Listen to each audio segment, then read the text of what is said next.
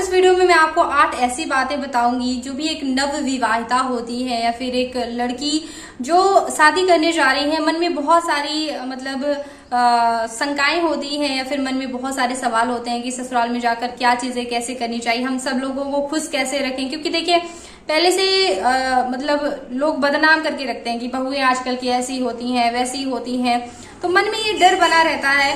लोग पहले से ही अपनी छवि बनाए रखते हैं कि आजकल की बहुएं ऐसी होती हैं वैसी होती हैं। तो एक जो अच्छी युवती होती है उसके मन में ये सोच होती है कि मैं ऐसा क्या करूं कि अपने ससुराल वालों को खुश रख सकूं, अपने ससुराल में अपनी एक अच्छी छवि बना सकूं। तो आज इस वीडियो में मैं आपको कुछ ऐसी बातें बताने जा रही हूं कि आप इन बातों का अगर ध्यान रखेंगे, नव युवती अगर ध्यान रखती है, नव विवाहिता, तो वो ससुराल में सभी लोगों का दिल जीत सकती हैं और एक अच्छी बहू साबित हो सकती हैं। मैं हूं आपके साथ प्रियंका तिवारी और मेरे इसी तरह से धर्म संस्कृत से संबंधित पूजा पाठ से जुड़े वीडियोस देखने के लिए चैनल को सब्सक्राइब जरूर कर लीजिएगा। तो चलिए जानते हैं कौन सी बातें आपको ध्यान में रखनी चाहिए। तो जो नव विवाहिता होती है या फिर जिसकी नई नई शादी होनी है या फिर होने वाली है, तो उनको जो है विथ स्माइल यानी कि मुस्कुराहट के साथ धीमा बोलना सीखना चाहिए और वो भी सोच समझकर बोलना सीखना चाहिए। क्योंकि देखिए आप नए समाज में जाने वाली हैं और जो शादी महिलाएं आती हैं ना, बुजुर्ग महिलाएं, वो मौका तकती हैं, वो परीक्षा लेने में रहती हैं। हर एक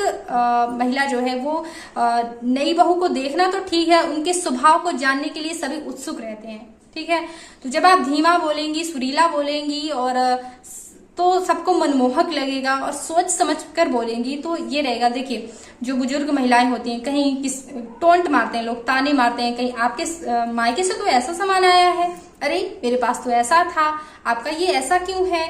बहुत सारी, ना केवल सामान चीज का बल्कि बहुत सारी चीजें बहुत तरीके से आपकी परीक्षा ली जाती हैं। तो आपको इस बात का ध्यान रखना है, चाहे कोई कुछ भी बोलता रहे, आपके मायके के लिए कुछ बोले, आपके लिए कुछ बोले, फिर भी आपको जो है स्माइल के साथ और धीमा उनसे बात करना है। धीमा बोलने में क्या होता है, बहुत फायदे होते हैं धीमे बोलने के भी। कि धीमे बोलने से एक तो आवाज सुरीली आती है। ठीक है, आप कभी भी ध्यान दीजिएगा, आप अगर धीमा गाएंगे तो ज्यादा सुरीली आवाज आएगी, अगर तेज गाएंगे तो अजीब सी आवाज आती है, स्वयं को ही समझ में आती है। तो धीमा बोलने से वो आवाज भी मनमोहक हो जाती है, सुरीली हो जाती है। दूसरा फायदा ये होता है कि एक लहजा आ जाता है, आप एक संस्कारित के रूप में जानी जाएंगी, है ना, एक संस्कारित लड़की के रूप में जानी जाएंगी। पहली बार आई हैं, अच्छे से बोलेंगी तो बहुत अच्छा रहेगा। तो सोच समझ कर जरूर बोलना चाहिए। कोई कुछ भी बोलता रहे, कोशिश करें कि कम से कम बोलें और कोशिश ये भी करें कि हर महिला से बोले। क्या होता है कि जो मेहमान आए रहे होते हैं,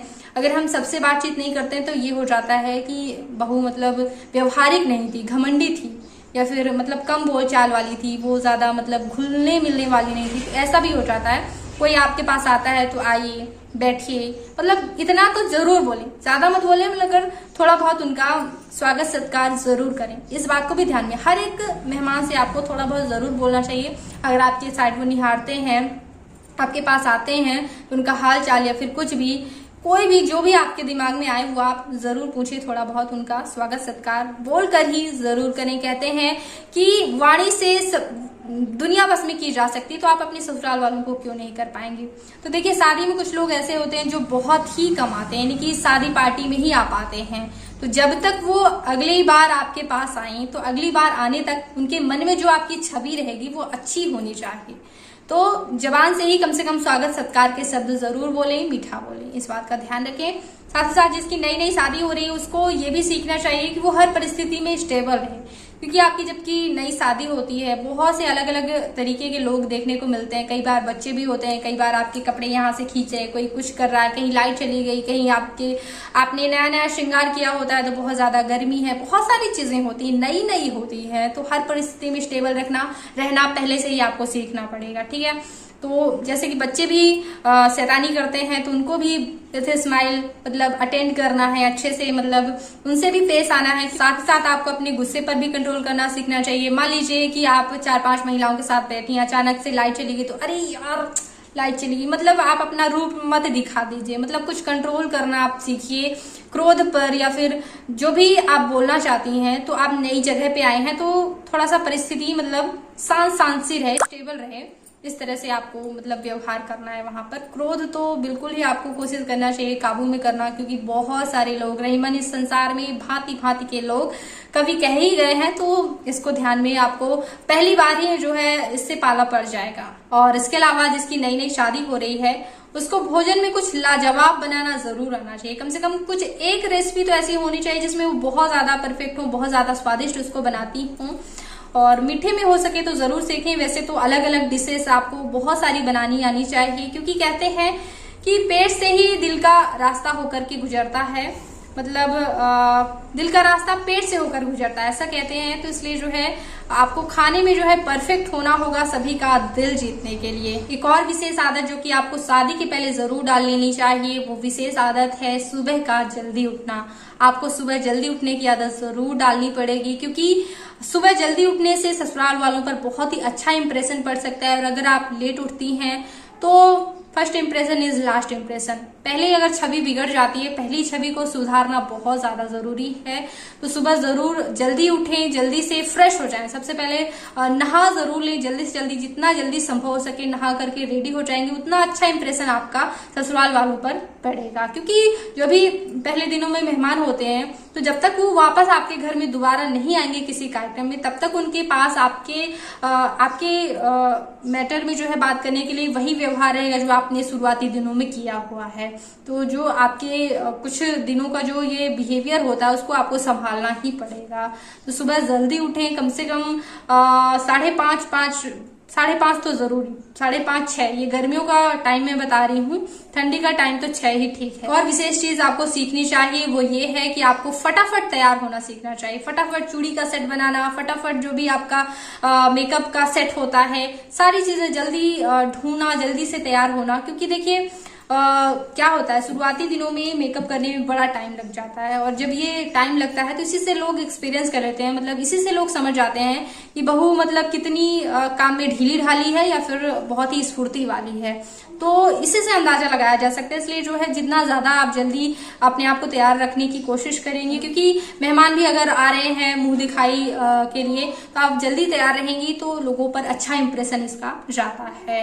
साथ ही साथ आपको साफ सफाई सीखना चाहिए। आपके कमरे में मेस नहीं रहना चाहिए, मतलब आपका कमरा जो है मतलब जल्दी से आप फटाफट सामान निकालें, फटाफट रखें। ये थोड़ा सा कम से कम अपने कमरे को जो है आप जल्दी अगर साफ सुथरा कर लें तो इसका भी एक अच्छा इंप्रेशन लोगों पर जाता है। वैसे तो हमेशा के लिए ये होना चाहिए। अगला आपके लिए ये रहेगा कि आप अपने स्वास्थ्य पर जरूर ध्यान रखें, क्योंकि क्या होता है जब हम नए माहौल में जाते हैं, कई बार जो है हमको भीड़ भाड़ में रहने की आदत नहीं होती, तो सिर दर्द हो रहा है, हम चिड़चिड़े हो रहे हैं, तो अपनी सेहत का विशेष तौर पर ध्यान रखना है।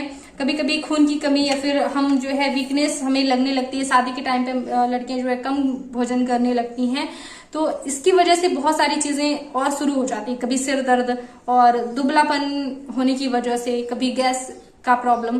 तो भीड़ भाड़ में और गर्मी का सीजन होता है, नई चीजें चेंजेस होता है, पानी चेंज होता है, तो अलग अलग चीजें होती हैं। तो आपको अपनी हेल्थ पे जरूर ध्यान रखना है, क्योंकि आप स्वस्थ रहेंगी तभी तो बाकियों को खुश रख सकेंगी।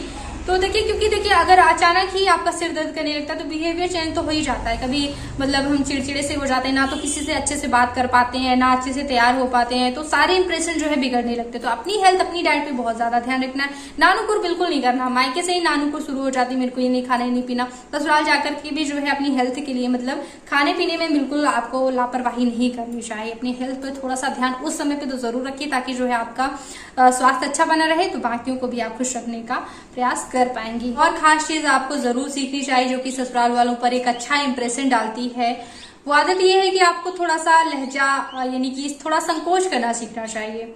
आज भी ये बातें मानी जाती हैं, हालांकि अब कई जगहों पर नहीं भी मानी जाती, लेकिन कुछ जगहों पे लोग मानते हैं। क्या है कि जैसे कि कोई अगर ऊंचे स्थान पे बैठा है, कोई बेड में बैठा है, कुर्सी में बैठा है, तो एक तो अगर आपके पास कोई आता है तो आपको उनको ऊंचे पे ही बैठाना चाहिए। आपको कोशिश करें कि आप थोड़ा खड़े रहें, या फिर उनकी बराबरी में बैठने में आपको संकोच प्रदर्शित करना चाहिए, है ना। तो या तो आप खड़े रहकर या फिर थोड़ा सा नीचे बैठकर भी, क्या है कि आज भी मानी भी जाती है कि आप उनका आदर कर रही हैं, आप उनको रिस्पेक्ट दे रही हैं, जैसे कि बड़ी सास हो गई या फिर बुआ सास लोग, बड़ी नंद लोग, क्या होता है कि बाद में तो सभी लोग मित्र बन जाएंगे, लेकिन अभी जो है थोड़ा सा शुरुआती दिनों में अगर आप रिस्पेक्ट देती हैं तो एक अच्छी छवि लोगों में बन के आती है। तो ये आप कर सकती हैं, जैसे कि कोई खाने वाला आपको कोई खाने के लिए पूछ रहा है, आपके आसपास कोई है तो आप उनको भी पूछें कि आपने खाया है नहीं, या फिर अगर आप सभी के साथ खा रहे हैं तो पहले बड़े शुरू करें, बड़े खा लें, तब आप जो है खाना स्टार्ट करें, सबसे पहले पूछें उनको। तो कुछ ऐसे होते हैं, ऐसी चीजें होती हैं जो कि सभी चीजें नहीं बताई जा सकती हैं, तो थोड़ा सा संकोच करना सीखना चाहिए, बड़े पहले करें, उनको रिस्पेक्ट देना चाहिए, इसके बाद जो है आपको शुरू करना चाहिए। हालांकि ये बहुत बड़ा मॉडर्न जमाना है, कई लोग कह तो देते हैं कि मॉडर्न है, लेकिन कई महिलाएं फिर बाद में घर जाकर डिस्कस करती ही हैं कि वो मतलब मेरे मैं थोड़ा सा धरती में बैठी थी और वो जाके कुर्सी में बैठ गई, ऐसा, या फिर ये मैं तो बिल्कुल बेड में बैठती, वो तो बेड से उतरती ही नहीं है, ऐसा भी बातचीत आ जाती है सुनने में। तो आपको थोड़ा सा ध्यान रखना चाहिए कुछ शुरुआती दिनों में। ऐसे ही धर्म संस्कृत से जुड़े हुए वीडियोस, या फिर सौभाग्य में वृद्धि कैसे हो, सुहाग की आयु लंबी कैसे हो, बहुत सारे छोटे मोटे वीडियोस देती रहती हूँ, पूजा पाठ से जुड़े वीडियोस देती रहती हूँ। एक बार चैनल पे आइएगा जरूर, सब्सक्राइब कीजिएगा और ओम नमः शिवाय जरूर बोलिएगा।